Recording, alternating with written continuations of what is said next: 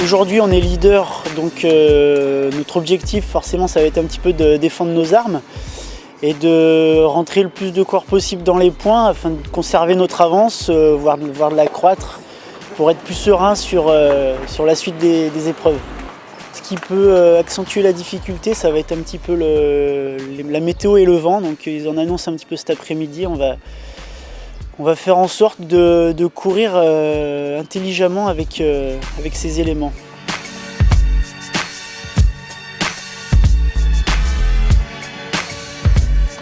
L'année dernière, on était invité, donc on a fait premier et deuxième, donc c'est une bonne référence pour nous, on a des bases. Donc aujourd'hui, si on peut renouveler cet espoir, ça sera vraiment extraordinaire. Mais en réalité, c'est de mettre un maximum de coureurs dans les 30 premiers pour marquer un maximum de points pour cette Coupe de France de cette année. Il y a 3 coureurs du Tour de Normandie qui sont là, donc c'est un peu la charpente quand même de cette équipe. On n'est qu'une paire aujourd'hui. C'est un parcours avec une petite difficulté, mais pas très exigeant finalement. Je pense que dans l'année, on croise des parcours beaucoup plus difficiles que celui-là. Mais il faudra faire avec, il faudra qu'on arrive à tirer notre épingle du jeu simplement. Chambéry justement, cyclisme formation deuxième, Renaud Pioline de Serre 4 Chemins Roanne. Comme en 2009, la Gainsbar donc est entrée dans la Coupe de France Look. André Quentin a eu la chance d'être retenu, non seulement la chance, mais c'était une volonté aussi de sa part, aussi pour marquer la 15e Gillard. Tiens, qu'est-ce qu'on va rigoler aujourd'hui? Ça va, mec? Ainsi, 22 équipes se présentent pour disputer cette Gainsbar dans le cadre de la Coupe de France Look. Et donc les meilleures divisions nationales, la hiérarchie, la plus haute hiérarchie du cyclisme français présente à Port-Bail.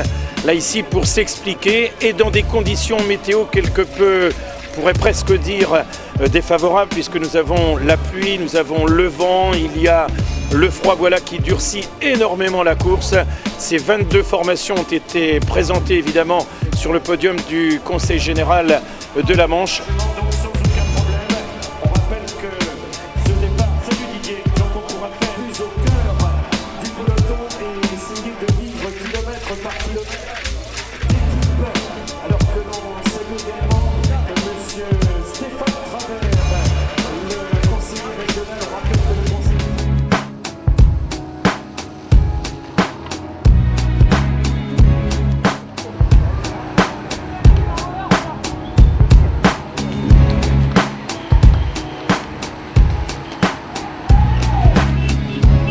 On sent que les coureurs ont des fourmis dans les jambes.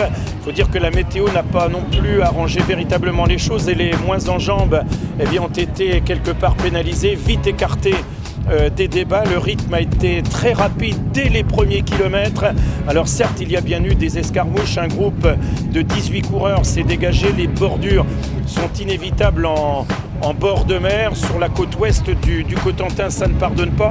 Même s'il n'y a pas d'énormes difficultés, il faut affronter, il faut gérer ce vent, ce qui est loin d'être facile. C'est la raison pour laquelle les échappées se multiplient, mais sans véritablement pouvoir se développer, ce qui rend encore plus incertaine cette épreuve. Et nous nous dirigeons probablement vers une arrivée massive, puisqu'on sent bien que dès qu'il y a une tentative d'échapper, le regroupement est quasi inévitable. On sent aussi que les équipiers des plus véloces travaillent pour leur leader et les amener dans un fauteuil au moment de l'emballage final.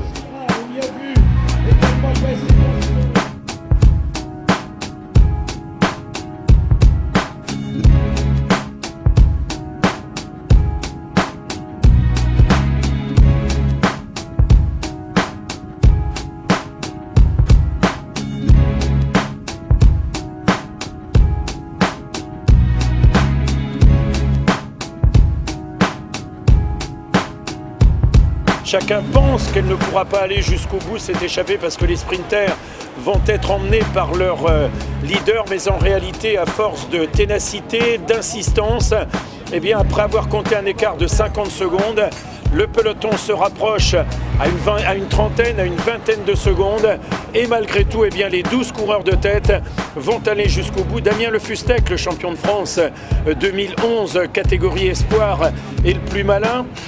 Alors qu'on aborde la dernière ligne droite aux abords de la flamme rouge, eh bien, il se laisse décramponner pour mieux surgir et surprendre ses adversaires, ses ex-compagnons d'échappée pour apporter un brillant succès donc au top 16.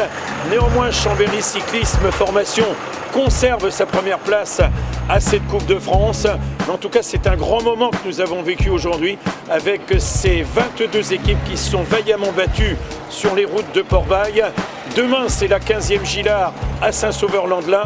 C'est un rendez-vous en tout cas qui pourrait prendre des allures de revanche entre les équipes battues aujourd'hui et qui auront envie de reprendre un peu de poil de la bête demain à Saint-Sauveur.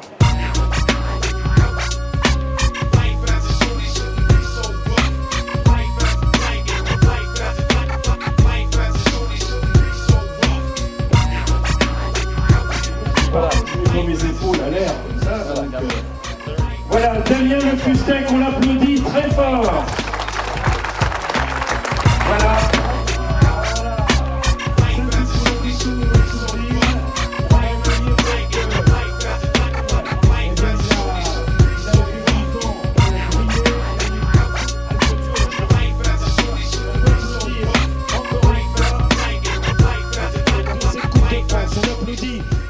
On a quand même eu une superbe course. Dominique Arnaud qui était présent en face m'a dit Dédé, tu dois être content.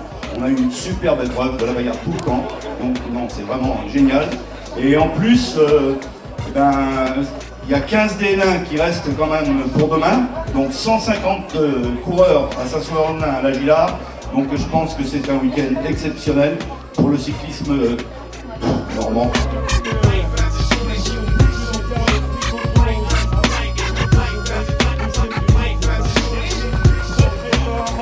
Bravo les gars, quelques titres que ce soit.